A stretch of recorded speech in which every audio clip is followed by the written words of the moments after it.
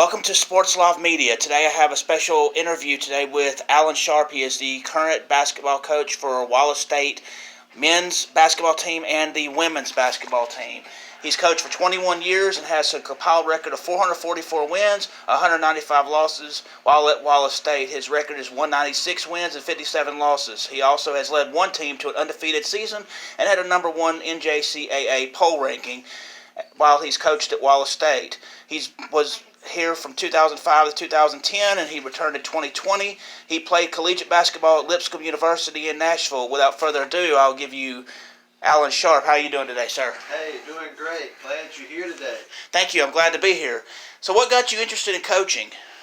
Well, I grew up in a coaching family. My dad was a coach, a small college basketball coach for all my young years growing up. So we've just always been around basketball. Both parents were educators. And so I grew up around the game. I was always at my dad's practices, and it's just kind of all that we were around, and everything that we did revolved around basketball. So I played in college, and then after playing, I wasn't much interested in doing anything else. So I went the coaching route. Okay. What is the most rewarding thing you have seen as a coach? Well, obviously winning games is rewarding, and championships and all that kind of stuff, but really the most rewarding thing as I get older and I like to feel I get a little bit more mature is that our players get a degree, our players have good jobs, our players are good husbands, good wives. Right. I think by far that's the most rewarding aspect of the job. Okay. As a coach, what is the best way that you motivate your team, whether they're winning or losing? Well, it starts with me. I'm highly motivated every day at practice. Right. There's never any real relaxed downtime. We're very intense. We work. Our practices are important to us. It's kind of like a sacred time. So it starts with me. But on the other end of that is individually to motivate them. The biggest motivator I've found out is the bench. Right. More than anything I could say or do, the bench will motivate them to do the things that you're asking them to do, which in turn will give them an opportunity to play on the floor. So basically, if you sit them on the bench, that gets them time to think about things, and maybe they can have that other opportunity again. The bench is the best teacher out there. I get that. So tell me what it's like on a day of coaching when it's not game day. Well, not game day is we're going to practice. I spend a lot of time before practice planning out the practice.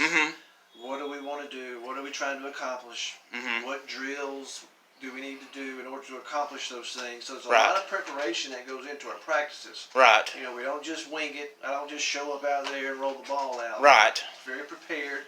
And then practice, we work really hard at it. And if it's not a game day, we just pour all that we have into our practice time. And since you told me what it was like during non-game day, what about actual game day? Yeah, on a game day, we try to have a short little 30 to 45 minute practice type, a walkthrough, maybe do some shooting. Right. Just to make sure they're up and out of bed and not sleeping all day. So right. We'll do a little bit on the floor, and then we'll watch tape. We'll be prepared for our opponent. Right. We'll know who we're playing against. We'll know their tendency and things that they do well and things that we need to take away. And then it'll be game time that evening. Right. Okay, so you've coached men's teams for a few years. Now you'll be coaching the women's team too. How is that different between men and women? I don't know yet. I haven't done it before. I've been, a total of 23 years total coaching men, and this will be my first time with the women. But I will say this, that coaching is coaching. We're still coaching the same game. Right. But I will learn, and I will grow, and I will have to make some adjustments when I start working with the girls. Right. But I do feel like, girls seem to be so much more loyal, dependable. Yeah. A lot less egos with the girls. They're very much more team oriented. Right. So there's a lot of aspects to this deal that I really look forward to when it comes to coaching the women's. Right. Okay, so some coaches have superstitions on game day. Are you like that? And if so, what do you have as superstitions? Not necessarily. I'm not that superstitious, but I will say that I like to be here by myself. I like some quiet time during the day. Right. Before the game, I'll come into the office and make sure the door's locked and no one can get to me, just so I know that I'm prepared mentally. Right. For everything that we've worked on and right. into that game. Because I'm guessing it can be taxing getting prepared. You just got to calm yourself and get things ready for yourself. Yeah, you just need a little quiet time to yourself for the game time, and then I'm ready to go. Okay, what are your goals for both of the teams that you'll be coaching during this upcoming school year? Well, we've talked about it. Wouldn't it be neat to win the league at both teams? That would be quite a story if you could win conference tournament with the men and the conference tournament with the women. That would be quite a story to tell. Obviously, that's the goal. But there's an old saying, we just want to have the best day that's ahead of us. Just do the best we can that day. If we only have practice, we're just going to pour all we can into that practice. I get that. Every day is just working hard just to be a little bit better each day. Okay. When it comes to recruiting players and for them to play basketball here, what's the furthest place you've ever gotten a player from in the past? We have had a foreign kid or two from overseas. This past year we had one from Milwaukee.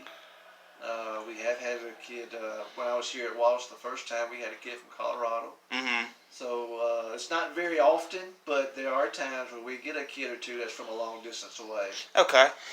And if you could give up-and-coming basketball players advice or encouragement, what would you say to them? There's more to it than just scoring. So many kids, especially on the guys' side, so many kids today think that they need to get a scholarship and to play by scoring the basketball. Mm-hmm. And that's totally not the case. Now, yes, your team has to score in order to win, but you kind of find your way on the team, and you kind of find your way being recruited by being a great teammate, by having a loud voice, by playing great defense, by cheering from the bench, by how well you take coaching. Those things are so much more important to me than putting that ball through the basket. Okay. Thank you very much for taking the time to talk with me today. I greatly appreciate it. Good deal. Glad you came. Thank you. If you will, please hit the like button. Please hit the subscribe button on my YouTube channel. And I hope that y'all all have a great one. And thanks to Coach for allowing me to come and speak with him. And I hope that y'all enjoy this. And peace out.